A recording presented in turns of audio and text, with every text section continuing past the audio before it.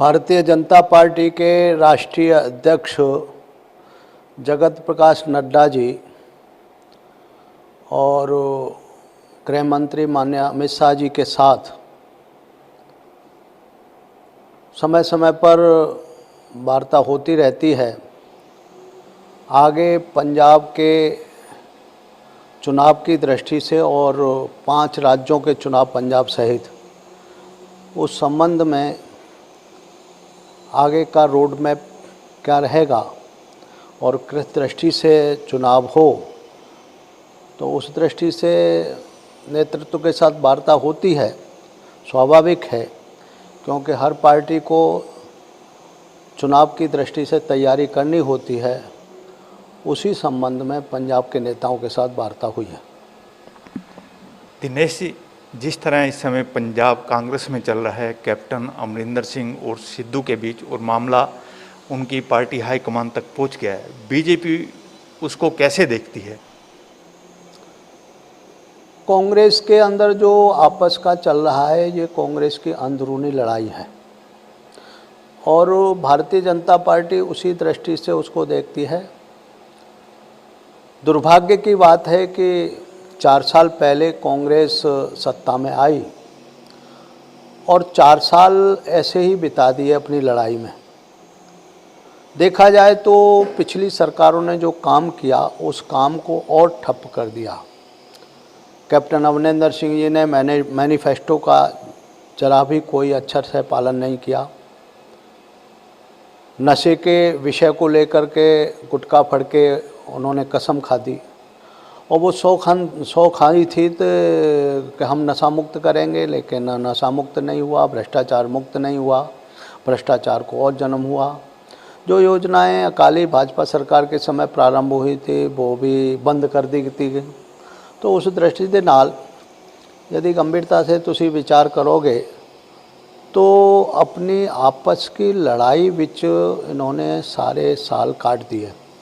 1 साल पड़ा हुआ था, इसमें अच्छा पंजाब का विकास हो सकता था। इस दृष्टि से कोविड के साथ भी उन्होंने बड़ा मजाक किया, हल्केपन से कोविड को लिया।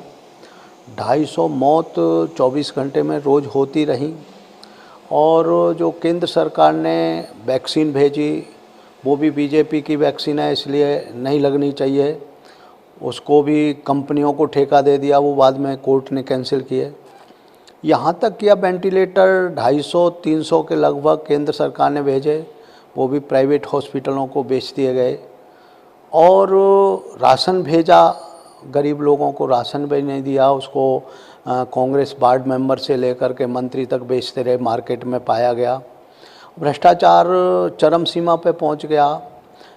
एससी स्कॉलरशिप, उसको भी उन्होंने गंभीरता से नहीं। इस आधार पर जो काम करने चाहिए थे और मैनिफेस्टो को ठीक ढंग से अक्षर से लागू करना चाहिए था, वो न करके आपस में लड़ाई लड़ रही है। किस मुंह से वोट मांगने जाएंगे कांग्रेसी, मुझे नहीं लगता।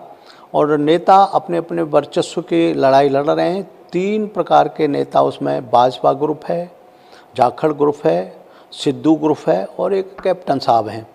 अब इस दृष्टि से ये पंजाब के साथ बहुत बड़ा अन्याय हो रहा है और अंदरूनी लड़ाई के चक्कर में पंजाब को इस रास्ते पे नहीं ले जाना चाहिए था। कैप्टन ने पंजाब को कई ढंग से गलत रास्ते पे ढकेला है। एक तो किसान कन्फ्यूजन पैदा करके किसान आंदोलन को बढ़ावा दे करके पूरे पंजाब को एक चौराहे पे खड़ा कर दिया है, जिसके कारण कम्युनिस्टों को और अन्य खालिस्तानियों को बढ़ावा देने में कैप्टन का हाथ रहा इस आंदोलन के माध्यम से, और विदेशों से और सरकार के पैसे को उनको दे करके ये पंजाब को इस रूप में धकेला। दूसरा, हिंदू सिख भाईचारे की जो एकता को, उसको भी खतरे में डालने के लिए कैप्टन ने इसका प्रयोग किया। और सिद्धू वर्सेस कैप्टन, अब अपनी लड़ाई है उनकी, लेकिन पंजाब की जनता को नहीं पीसना चाहिए इसमें। और इस दृष्टि से इसका समाधान घर में बैठ कर के करना चाहिए। दिल्ली पहुंच गया तो दिल्ली को, मुझे लगता है कि सोनिया और राहुल भी इसमें गंभीरता से नहीं रह रही। जैसे बंगाल के अंदर उन्होंने चुनाव को गंभीरता से नहीं लिया और 0 पे आउट हो गए। कम्युनिस्टों ने जो 34 वर्ष तक शासन किया उन्होंने भी गंभीरता से नहीं लिया। सेम वही पोजीशन आज लोकल बॉडी इलेक्शन में जैसे लूटपाट किया है, भ्रष्टाचार किया है, अपनी टेम्परेरी यानी सूचियां बना करके प्रशासन को दे करके उसको लूट खाया, ऐसे ही आगे विधानसभा में सोच रही है। इसलिए अपने झगड़े में लगी हुई है कांग्रेस। दिनेश जी, जिस तरह कांग्रेस झगड़े में लगी हुई है, आपने जिस तरह बताया कि कांग्रेस कई गुटों में बटी हुई है, क्या जो इन गुटों के नेता हैं वो भाजपा के संपर्क में हैं? देखिए, केवल कांग्रेस के ही नहीं, आप पार्टी के भी नेता हमारे संपर्क में हैं, वो भी पार्टी ज्वाइनिंग करना चाह रहे हैं और ज्वाइनिंग कर रहे हैं। हमारे बसपा के, अकाली दल के और कांग्रेस के ऐसे बड़े बड़े नेता हैं जिन्होंने चुनाव लगाए, उनको अपनी पार्टी पर विश्वास नहीं हो रहा है और मोदी सरकार में विश्वास रख रहे हैं।